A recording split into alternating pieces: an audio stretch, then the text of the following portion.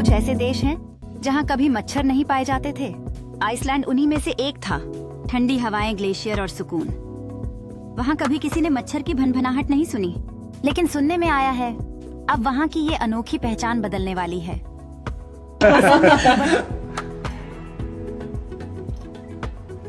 क्या क्या बात कर रहे है असल में अक्टूबर 2025 की बात है।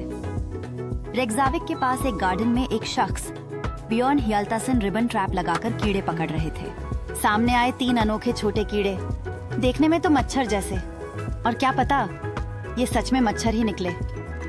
मजे की बात यह है कि आइसलैंड में पहले मौसम इतना सख्त रहता था कि कोई मच्छर टिक ही नहीं सकता था, लेकिन अब जलवायु बदल रही है, गर्मी बढ़ रही है, बर्फ कम पड़ रही है और ऐसे मच्छर भी यहाँ जीवित रह सकते हैं।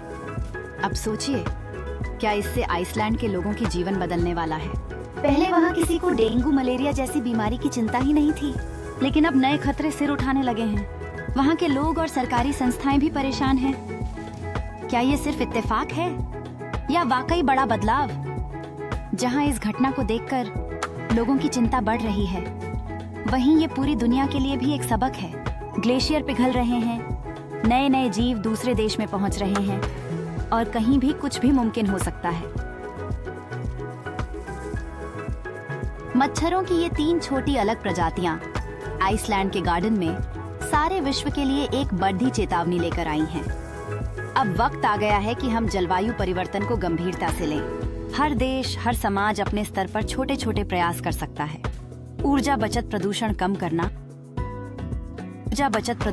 करना और नेचुरल रिसोर्सेज की रक्षा करना। यह घटना हमें यकीन दिलाती है कि मौसम बदल रहा है और इसकी हर लहर जीवन के नए क्षेत्रों तक पहुंच रही है। तो दोस्तों, अगर आपने भी कभी सोचा था कि ठंडे देशों में मच्छर असंभव हैं, तो अब सच्चाई बदल गई है। क्या आइसलैंड की प्रकृति में फिर से कोई बड़ा बदलाव आने वाला है? क्या बाकी मच्छर मुक्त स्थान भी इसी तरह प्रभावित होंगे? इस विषय पर आपकी क्या राय है?